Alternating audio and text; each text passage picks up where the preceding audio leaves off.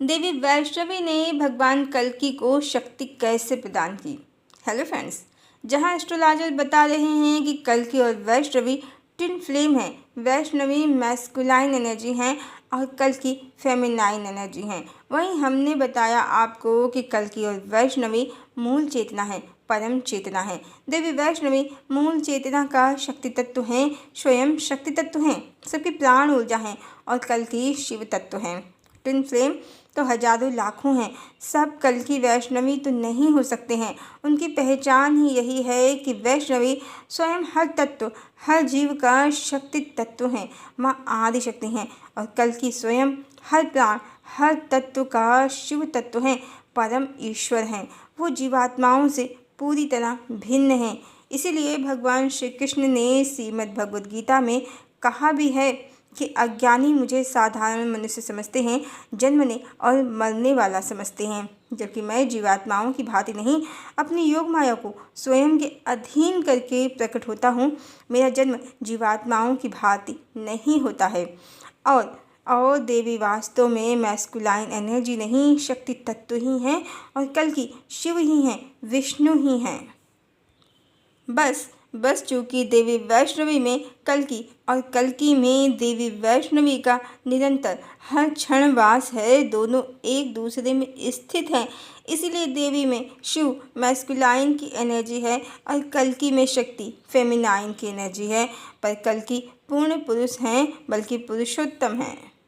और आइए अब जानते हैं कि देवी ने भगवान कल्कि को शक्ति कैसे प्रदान की।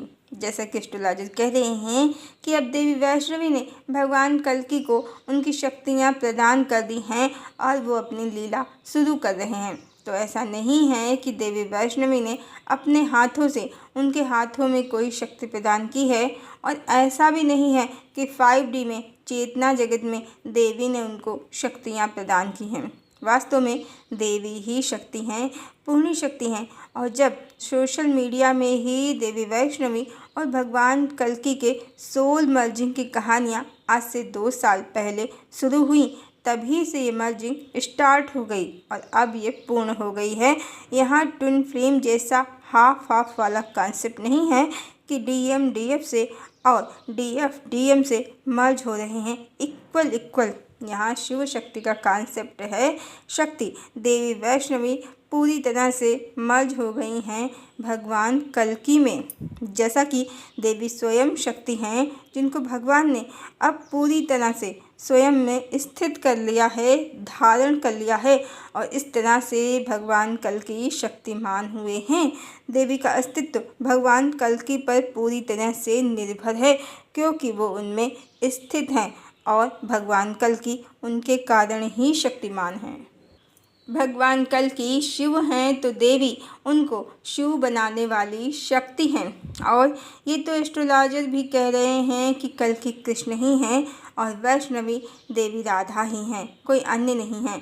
और कौन होगा? सीता तो वही हैं, जगदम्बिका तो वही हैं। और इसीलिए बंगाल के संत कृष्णदास जी ने कहा है कि राधा पूर्ण शक्ति, कृष्ण पूर्ण शक्तिमान, द्वैवस्तु भेद नाही, शास्त्रेण प्रमाण। ये पंक्तियाँ अपने आप में प्रमाण हैं। देवी वैष्णवी या देवी राधा आदि शक्ति स्वयं शक्ति हैं और कृष्ण या कल्कि उनको धारण करने वाले सर्वशक्तिमान पूर्ण ब्रह्म परमात्मा हैं। इस तरह देवी वैष्णवी ने भगवान कल्कि को शक्तियाँ प्रदान की हैं, स्वयं को उन्हें समर्पित करके। शक्ति ने स्वयं का समर्पण कर दिया है शिव को। देवी वैष्णवी ने भगवान कल्कि को स्वयं को समर्पित कर दिया है। शक्ति का मूल प्रेम ही होता है और यहाँ भी एक प्रेम कहानी ही है, पर सांसारिक मनुष्यों से बिल्कुल अलग, एक अलग ही डायमेंशन की कहानी है। जहाँ शक्ति शिव में समा गई हैं, उनमें एकाकार हो गई हैं, तब शिव पूर्ण हो गए हैं, सर्वशक्तिमान हो गए हैं। और अब वही सर्वशक्तिमान भगवान जो कल्कि के रूप में अवतरित हुए हैं, वो धरती की एनर्जी को असुरों से सुरक्षित करेंगे, असुरों का संहार करेंगे। ऐसे में महाविनाश तो निश्चित है। अब संसार को सावधान हो जाना चाहिए, एक बड़े परिवर्तन के लिए तैयार हो जाना चाहिए। युग बदलने वाला है, धरा का स्वरूप बदलने वाला है, सब बदलने वाला है। वो समय प्रारंभ हो चुका है जहाँ से परिवर्तन स्थायी होगा। हरि ओम।